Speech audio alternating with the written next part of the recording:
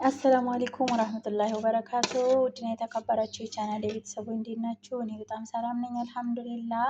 ዛሬ ቀለል ያለ የረጅም ሩዝ አመጣጥና አቀራረብ ይዤላችሁ እመጣለሁ ማለት ነው። እዚህ ጋር ነጭ ሩዝ የተቀቀለ ነጭ ሩዝ አለኝ። እዚህ ጋር ደግሞ ባዶ ሳህን አይነት ሳህን አለኝ ማለት ነው። ከዛ እዚህ ጋር የማቀርብበት ሳህን አለኝ እንደምታዩት።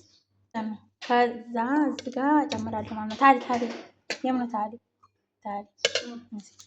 እስኪ ያለ ያ ሰላም እንደዚህ አድርጌ እመጥናለሁ ማለት ነው ሩዜን።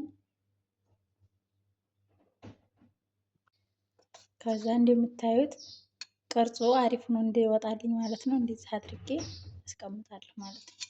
ይሁንና እንደምታዩት ይሄ ርጅም ለሚሰሩ ልጆች ማለት ነው። እንደዚህ አድርጌ ይሰራሉ ልካቸውን እንዲያውቁት ማለት ነው። ከዛ ልክ እንደ መግሉባ ሳህን እዚህ ጋር ገለብጣለሁ ማለት ነው ሳህኔን።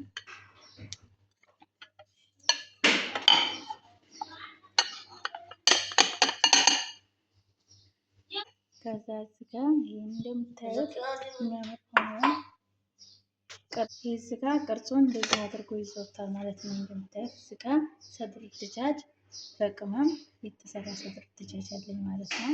እንደምታዩት እዚህ ጋር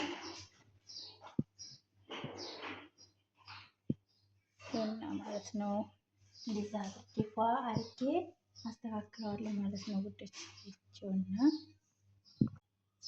እዚህ ጋር በሎሚ በጣም ነው የሚጥመው ማለት ነው። ያው እንደ ፍላጎታችሁ ነው።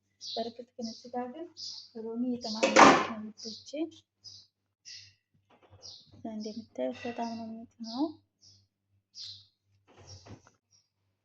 ከዛ እዚህ ጋር ሳሎናት ካሬ ወይም በተርች አለኝ ማለት ነው። እኔ ቤት በብዛት ይጠቀማሉ በተርች እንደነገርኳችሁ ደጃቸው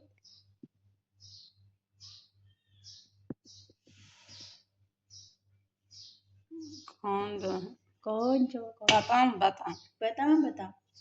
በጣም ቆንጆ።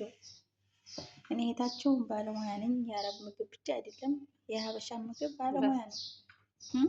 እንደምታዩት ይህን የመሰለ ምግብ አዘጋጅቻለሁ ማለት ነው። እርግጠኛ ነኝ ትወዱታላችሁ። ዳይት ለሚሰሩ ወይም ስፖርት ለሚሰሩ ልጆች በእርግጥ ወጡ አይመከርም፣ ግሽጣ ምናምን ስለሚገባበት ማለት ነው። ይሄኛው ግን ቤት ተደርጎ ነጭ ሩዝ ጋር ይጠቀማል። ለውስጧ ስፖርት አትሰራም፣ ዝም ብላ ለመቀነስ ስለምትፈልግ ነው ማለት ነው። ይህን የመሰለ ምሳ ሰርቻለሁ ማለት ነው። ውድ ሀገሬ ልጆች እንደ ፍላጎታችሁ ነው። ያው ልጆቹ ኮሜንት ያደርጋሉ።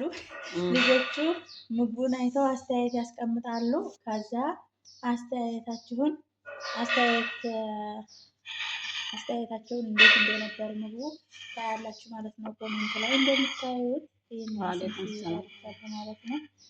ላይክ፣ ሼር፣ ሰብስክራይብ እያደረጋችሁ አበረታቱኝ። አሰላሙ አለይኩም ወራህመቱላሂ ወበረካቱ።